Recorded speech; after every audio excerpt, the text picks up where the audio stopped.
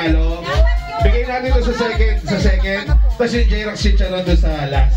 Okay? Ready na ba kayo, graffiti? J-Rock, are you ready? Are you ready? Are you ready? Are you ready? J-Rock, let's go!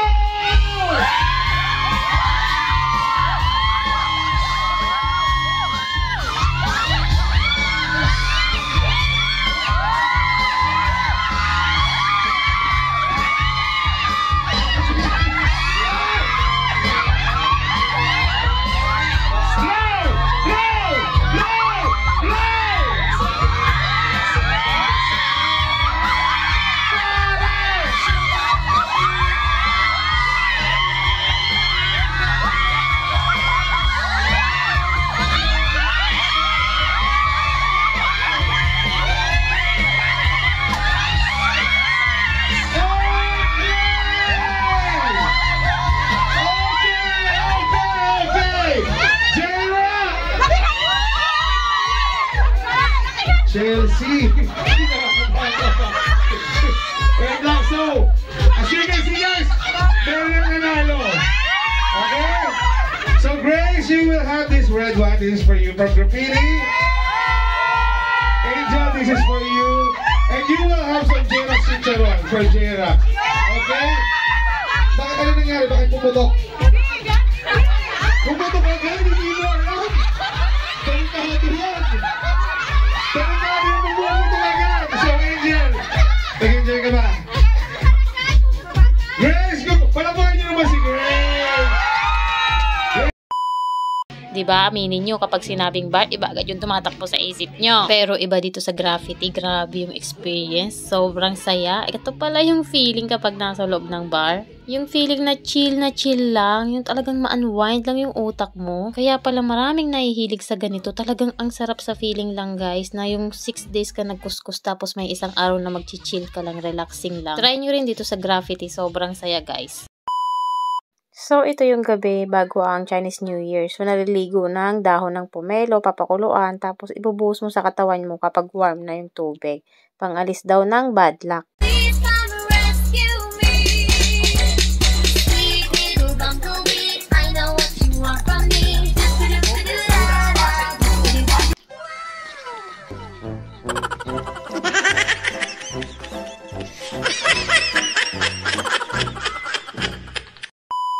Hello guys, so update lang tayo today. Nag-iimpake ako dahil pinasa na ni Amo sa akin yung aking ticket. So maaga pala ang alis ko ng Sabado, so kailangan ko nang ayusin ito dahil madami akong gamit na iuuwi na mga bigay-bigay ni Amo. Iuwi ko na lang kasi mga itatapon na nila gawa ng Chinese New Year dito, diba? So madami silang mga tinapon na mga gamit-gamit. So ayun, kinuha ko and nililigpit ko siya ngayon and madaming mga babasagin. So kailangan ko siyang ayusin mabuti para hindi masayang, hindi mabasag sa biyahe. Tingnan natin. So, ito yung maleta natin. Nagpadagdag nga ako ng 5 kilos, guys. Nagbayad ako ng $377. Kasi 20 kilos lang yung binili niya. Kulang yun. Kasi mabibigat to. So, ito yung mga baso. Ang dami. I think 7-8 pieces. Ang gaganda, hindi to masyadong ginagamit ng amo ko guys. Sobrang ganda. IKEA pati to. Sa IKEA nila bili. So, ayan, iuuwi ko sayang. Tapos yung mga baso-baso, mga kapihan. Ayan, nabalot ko na yung iba. Nandito na siya. Nakabalot na sa mga damit. Isang damit, yan lang ganyan. Isang damit, isang baso, ganyan. Isang damit. So, ang dami niyan. Sisiksikin ko lang maigi ng damit para hindi siya mabasag, no? Meron pa tayong babalutin. 1, 2, 3.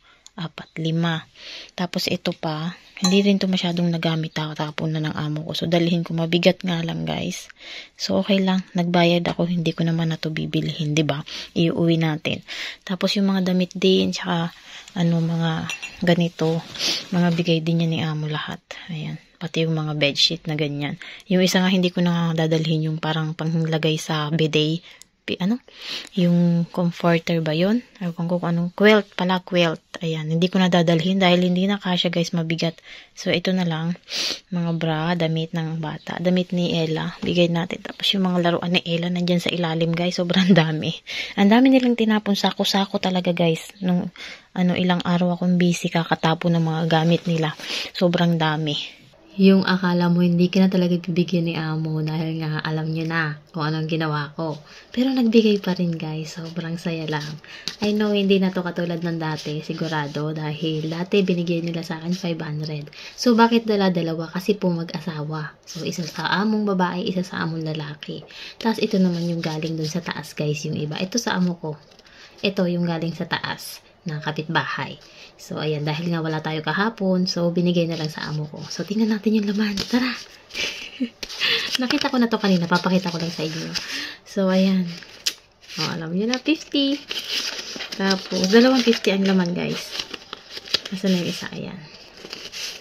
250. Ito kay among babae. Ito kay among lalaki. So, parehas na din ang laman yan.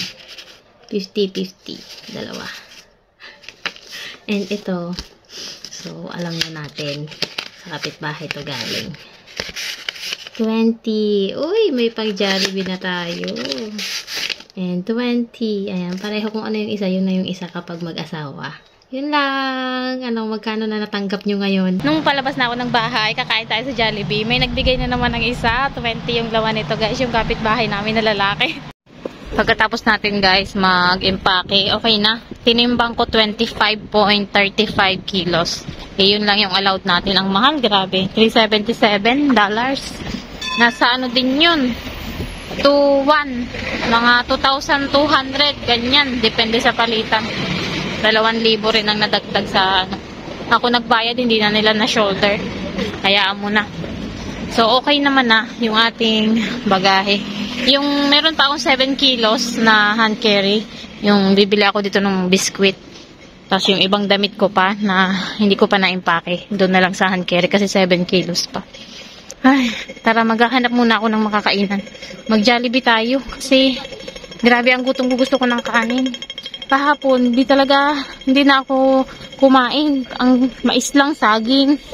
Tapos yung pulutan doon sa bar na pinuntahan namin. And then, wala na. Pag uwi ko ng bahay, yun na yun. Wala talaga akong kinain. Kaya gutom na ako ngayon. Walang kanin maghapon kahapon. Grabe. Nakaya ko yun. So, ayun nga. Hindi ako pinapasok ni amo na ang 3 days.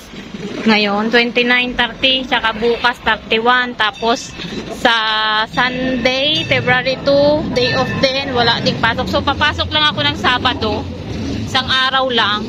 Tapos ay day off ko na naman. Tapos ang flight ko ay Sabado next week. So ilang araw na lang tayo magtatrabaho. Hindi na siguro ako pina-OT ni amo kasi dadagdagan niya pa yung babayaran sa akin. Parang ayaw niya na magbayad ng OT sa akin. Kasi uuwi naman ako. Tapos may mga laisi pa. So ayun, hindi niya na ako pina-OT. Okay lang naman, naiintindihan ko naman siya. And tawag dito, umaga ang flight ko guys, 11 ng umaga. So hindi niya na ako kinuhanan ng gabi. Mas okay yun, aalis ako alas 7 ng umaga. Tulog pa sila, aalis na ako. Sigurado hindi na rin yan sila maghahatid or what. So 7 o'clock and then Maynila 2 PM nandun na ako. Magbabas na lang ulit tayo pa uwi ng Bicol. Wala naman na sigurong traffic kasi hindi naman na Holy Week, and baka mura-mura na rin yung pamasahe, no? Ayun na nga, nandito tayo sa Jollibee. Nakakain na din ako guys, natira na lang itong Coca-Cola. Sobrang daming nakakilala sa atin dito ng mga nanonood sa vlog. Nakakatuwa naman. Tapos lahat ng sinasabi nila, hala sis, nag-break ka pala, uuwi ka na, ganyan-ganyan. Buti nakita pa kita dito sa bago ka umuwi. Kakatuwa naman. Sobrang dami kanina dito nagpa-picture sa atin. Sobrang thank you talaga Hong Kong dahil dito sa Hong Kong okay yung vlog natin and marami tayong naging follower, ganyan. Guys, so bahay na ulit tayo. Tumambay lang doon. Mga hindi ko yung kilala, mga follower lang natin. Na nung kumain ako sa Jollibee, may mga nakakilala sa atin. Tapos yung pupunta daw sila ng Yunlong Park. So sumama na lang ako kasi wala naman akong ibang gagawin dito sa loob ng kwarto. Ayun, tapos bandang alas 5 umuwi na kami. Bumili ako ng dinner ko guys. Sobrang sarap nito, $44. Ayan, may sabaw siya na pork ribs. Tapos may mga gulay-gulay siya na medyo mahalang, maraming paminta. Bagay na bagay nga yung winter. Sobrang sarap. So, ito yung laman niya, pakita ko sa inyo. Hindi ko alam kung anong mga tawag ditong mga gulay na ito. Ito, favorite ko tong puti na to guys. Parang yung pangbalot ng lumpia, ay ng siomay ba to? Ewan ko anong tawag dito. Tapos yan may mga gulay. Tapos nasa ilalim yung mga pork ribs niya. Wala, hindi ko makita ang pork ribs. Parang wala. Ayun. Oh, ang sarap niyan. Mga pork ribs na maraming laman. Kunti lang yung buto. Malambot na buto lang. Tapos meron tayong kanin na kasama. Sarap, maanghang. Tapos ang dami niya. Ayun, isang lapad ng lagayan. $44 yan. Buti wala yung mga amo ko kaya umuwi ako ng maaga. Kasi tinanong ko kaninang umaga yung bata. Sabi ko, anong oras ka? Ay, sabi ko, saan kayo pupunta? Sabi ko gano'n. Tapos, sabi ng bata, pupunta kami kay Lola. Isang oras ang biyahe papunta doon. So sabi ko, hay salamat. Uuwi ako ng maaga kasi wala naman sila. Nahihiya kasi ako pag nandito lang ako sa kwarto na nandyan din sila. So lumabas ako. And inabutan pala ako na Lazy, guys. Nakita nyo yung vlog ko sa Facebook na maiksi lang. Ayun yung vlog natin. Natutuwa ako kasi kinatok ako nung bata. Sabi niya, nandiyan ka ba sa kwarto? Ganyan. Sabi niya, nasa kwarto ka ba? Ako, yes, good morning, ginanya. Tapos inabot sa akin, sabi niya, meron ka ditong ampaw. Tapos binigay sa akin yung binati ko sila. Bigay ng amo kong babae. Wala yung lalaki pumasok. So yung bata yung nag-abot sa akin. Tapos yung lola dito sa taas, hindi pa nagbibigay. So hindi pa ako nakikita. Kasi nga pina-day off ako ng 3 days. Tapos sa Sunday, day off ko pa. Ang dami kong day off, guys. Kain muna tayo. Okay na pala yung maleta ko.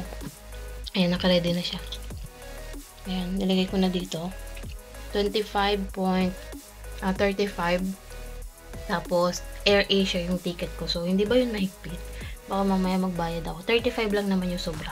Pwede ko naman itapon yung ibang baso kapag hindi pwede. So, ayan, pasiguro lang natin na konti lang yung sobra para kung sakali man. Hindi aabot ng 1 kilo yung sobra. Tapos, meron tayong hand carry na 7 kilos. Bibili ako ng mga pampasalubong pa na iba na biskwit lang. Yung masarap na biskwit na pinakita ko rin sa inyo dati. Nasarapan sila. So, mag-uuwi ulit ako. Mura ngayon kasi Chinese New Year. So, ayun lang. Maliligo lang after kumain. Tapos, magligpit ng kaunti. Mag-vacuum ako ng sahig dito. And then, ayun, off ulit natin bukas. Pupunta naman ako doon sa pinsan ko. Mag-stay kami doon sa bahay ng amo niya sa loob. Mag-barbecue daw kami. Bukas ulit. Bye-bye! Thank you for watching!